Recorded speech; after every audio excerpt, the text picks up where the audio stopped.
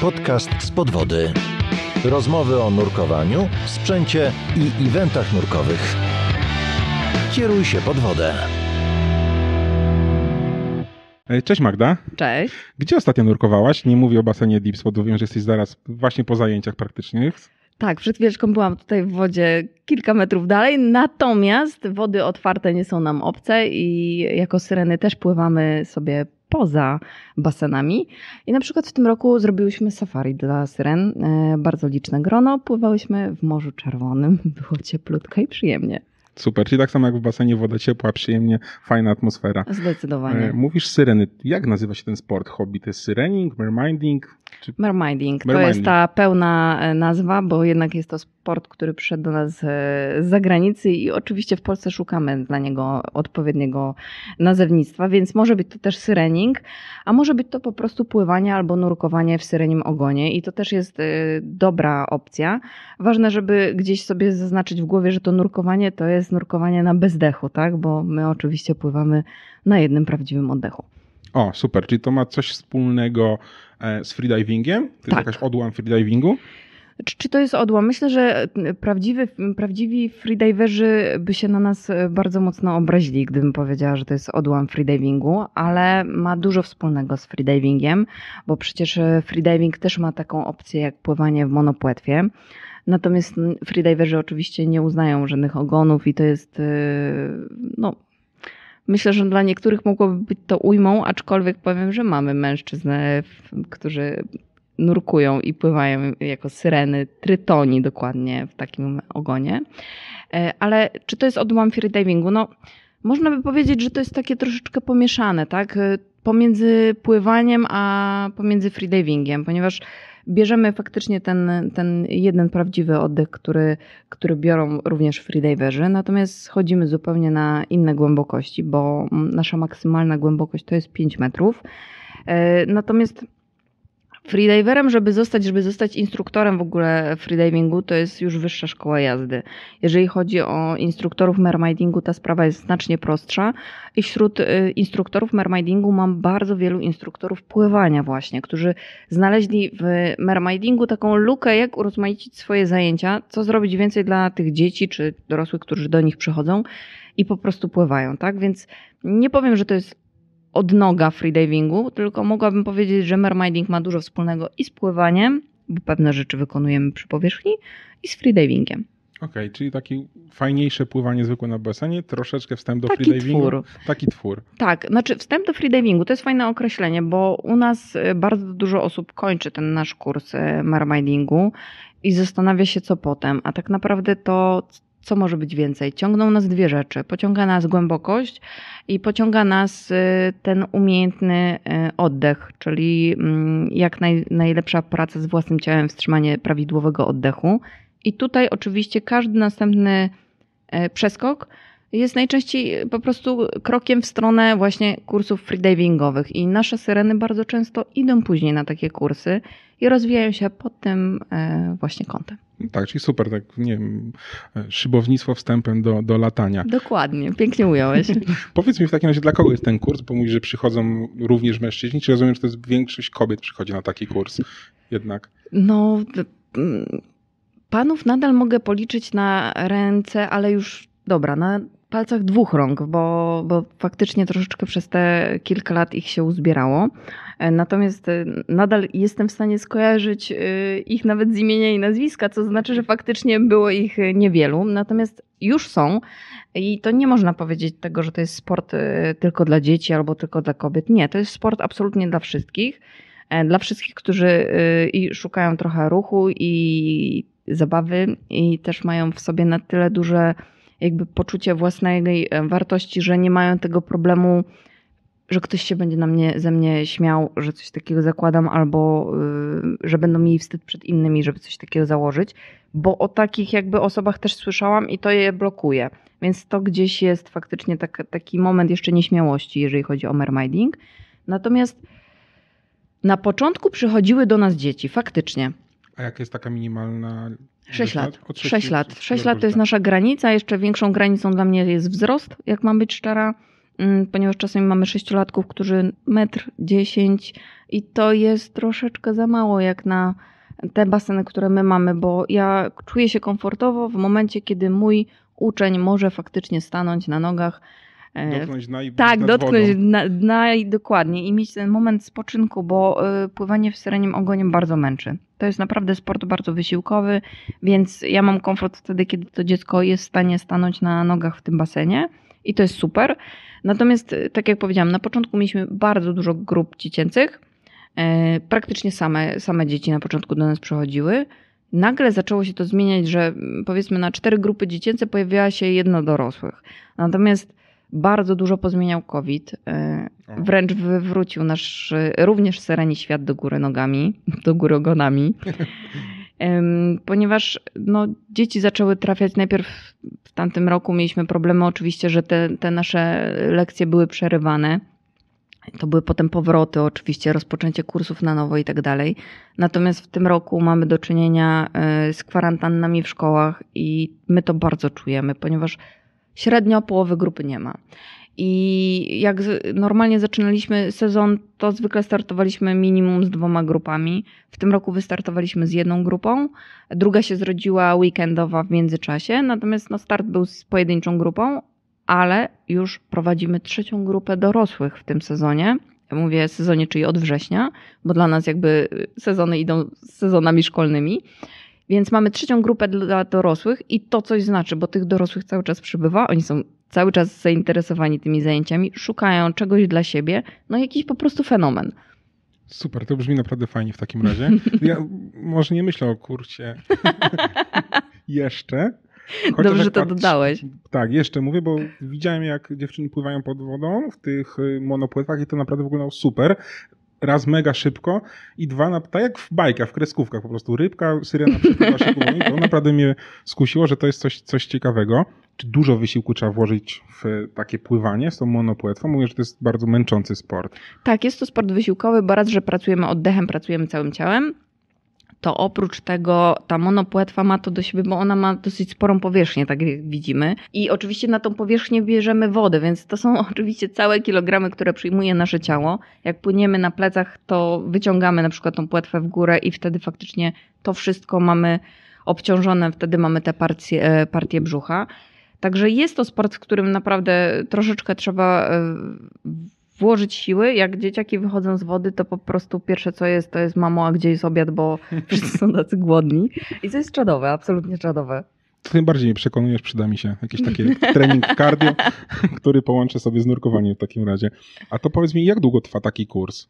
Po jakim czasie ja mogę zostać syreną? Ile ja muszę się nauczyć? Czy to, nie wiem, efekty są już po pierwszym nurkowaniu, czy potrzeba dłuższego czasu, żeby Pierwsze zajęcia to są takie zajęcia próbne i oczywiście one też różnie w zależności w jakich warunkach, bo tutaj na Deepspocie mamy trochę cieplejszą wodę i te zajęcia trwają u nas 90 minut i możemy bardzo dużo rzeczy zrobić przez te 90 minut. Na standardowym basenie zwykle nasze zajęcia trwają 60 minut, ponieważ ta woda jest dużo zimniejsza, przeciętnie 27-28 stopni.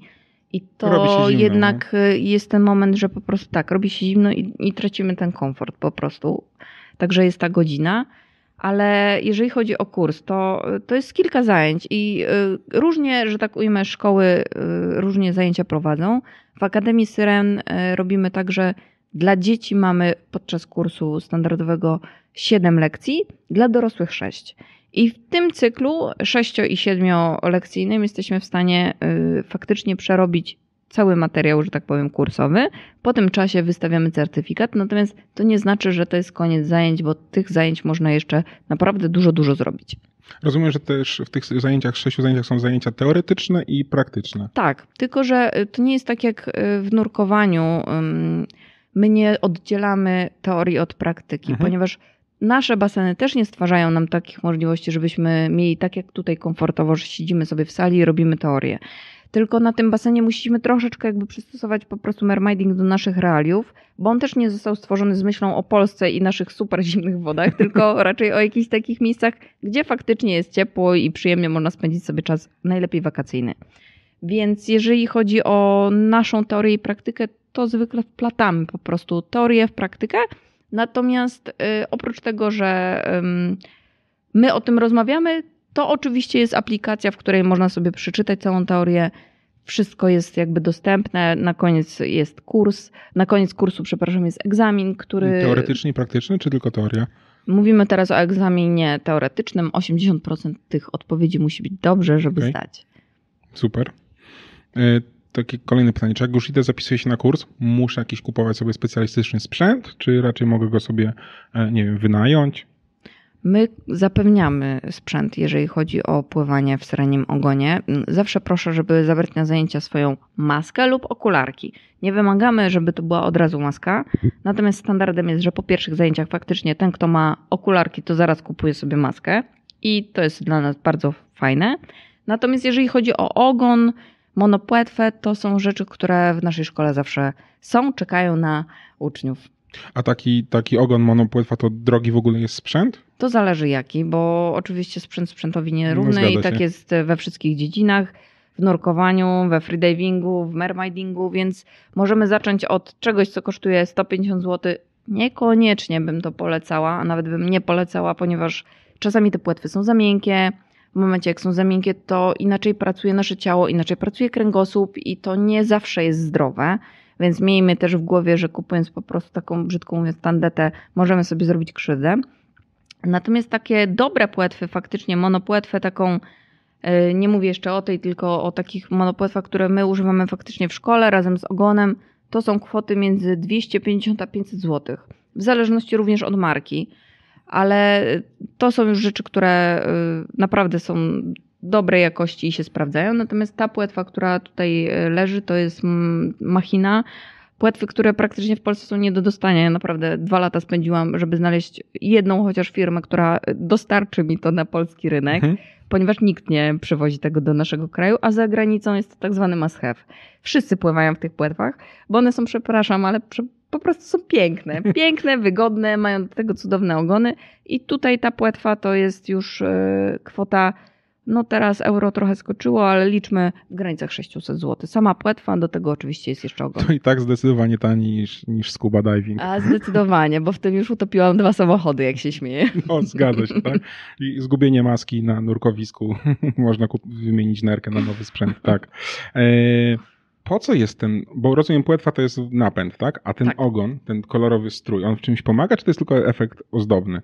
To pomaga, ponieważ najtrudniejsza rzecz we freedivingu, w pływaniu w monopłetwie jest właśnie odpowiednie ułożenie tego ciała. Natomiast tutaj, jeżeli mamy ogon, który łączy nam te nogi, to jakby nie musimy się już nad tym zastanawiać. Po prostu jest odpowiednia od razu automatycznie pozycja pod wodą i świetnie to się ciało wtedy prowadzi w tym ogonie.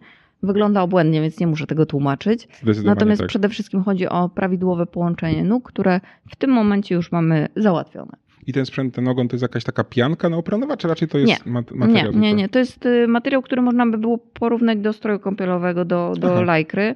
Lepszej i gorszej jakości, ale to są najczęściej takie lajkry. Są też oczywiście ogony inne, bo są ogony silikonowe, które kosztują, ja się śmieję, 1 000 000 kosmodolców, ale tak naprawdę to przynajmniej 3000 euro trzeba zainwestować. I to są wtedy ogony robione na wymiar. Nie można ani przytyć, ani schudnąć. Żeby się wepchnąć w taki silikonowy ogon, to trzeba nieźle ciało namydlić, żeby w ogóle się w to wcisnąć. Cuda, naprawdę cuda. W tym się przepięknie wygląda. Aczkolwiek z pływaniem to nie jest... Ja traktuję mermaiding jako sport, więc odbieram go z perspektywy trochę innej niż niektóre syreny, które traktują mermaiding, jako pasję, w której po prostu się pozuje, wygląda i tak dalej. Bo też oczywiście są takie dziewczyny i za granicą w ogóle to jest bardzo popularne. Jasne. Jeszcze mam takie pytanie a propos sprzętu. Czy poza monopłetwą, ogonem jakiś balast też się bierze, czy już tutaj bez balastu jest pływanie? To zależy od organizacji. Jak się okazuje, jedni mają takie standardy, inni inne. W SSI, w którym ja szkolę, nie zakładamy żadnego balastu jako syreny. Także pływamy bez i to jest już, myślę, że na tyle tą bezpieczną opcją faktycznie. Jeżeli chodzi o te 5 metrów, spokojnie każdy da radę zejść, a nie robimy też na tyle jakby długich, wysiłkowych rzeczy, żeby faktycznie ten balast był potrzebny do tego utrzymania się. Okej, czyli tak naprawdę niewiele sprzętu potrzeba. Niewiele, absolutnie, bo Moja jedna instruktorka, Ola, która jest po prostu chyba urodzoną syreną, piękne, długie, rude włosy i w ogóle wygląda jak Arielka pod tą wodą. Na przykład Ola nawet nie uznaje pływania w masce. O, Ona pływa bez maski, bez okularek, z otwartymi oczami, ponieważ syrena pod wodą musi być według niej piękna i maska jej niepotrzebna. to brzmi naprawdę zdecydowanie super w takim razie. To teraz mówisz, że jest masz kilka grup, to kiedy następny kurs startuje w takim razie? No ponieważ jest w tym kraju tak jak jest, jeżeli chodzi o te kwarantanny i jeszcze nie wiadomo, czego możemy się spodziewać w styczniu. W lutym, styczeń, luty to jest też taki moment, gdzie są ferie. Warszawa akurat zaczyna pod koniec stycznia, kończy w połowie lutego i tak naprawdę przymierzamy się jeszcze z jedną grupą nową dorosłych, która może zacznie jeszcze w styczniu faktycznie, bo bardzo im zależy. Natomiast myślę, że te dziecięce kursy ze względu właśnie na kwarantanny i wszystkie inne rzeczy ruszą od marca. Od marca. Czy od marca można zapisywać dzieciaki na kurs mermindingu? Tak. Wtedy już kończy się ten okres chorowania zimowego i myślę, że wtedy grupa już spokojnie się utrzyma. A latem na wody otwarte w takim razie? Moje syreny szkolą czasami na jeziorach, więc tak. O, i na których najczęściej? Nie powiem, chyba Płotki ostatnio Joanna odwiedzała, z tego co pamiętam, ale różne miejsca jej się zdarza i ona ma taką bardzo dużą pasję w sobie, uwielbia pracować z dziećmi i ona tak szkoliła oceaniczne, tak zwane oceaniczne syreny, które właśnie przechodzą szkolenie na wodach otwartych w jeziorach. Ja jednak preferuję Morze Czerwone i Deep Spota pod tym względem. Zdecydowanie cieplej i przyjemniej na pewno. Nie? Ja też lubię nurkować, w cudzysłowie, w polskich wodach. Tak. Ale właśnie nurkować uwielbiam w Polsce, ale Jest ciekawiej. umówmy się, że w suchym skafandrze i z ogrzewaniem. Dokładnie tak. Super, to życzę jak najwięcej w takim razie ludzi na kursy i no może nie wiem, więcej syren jeszcze tak naprawdę. I trytonów. I trytonów, aquamenów. Piękne określenie. Kupuję. Super, dzięki i do usłyszenia. Dziękuję bardzo. Nie chcesz, by ominęła cię żadna podwodna przygoda? Zapisz się na newsletter. Co 2 tygodnie dostarczymy ci powiadomienie o kolejnym odcinku. Od wywiadów z ekspertami, a skończywszy na szalonych relacjach z malowniczych miejsc do nurkowania. Śledź również nasze nowe odcinki na stronie internetowej spodwody.pl, gdzie znajdziesz dodatkowe materiały do każdego odcinka. Na kanale YouTube obejrzysz dodatkowe filmy. Subskrybuj nasz podcast w swojej ulubionej aplikacji, aby nie przegapić kolejnego odcinka. Do usłyszenia.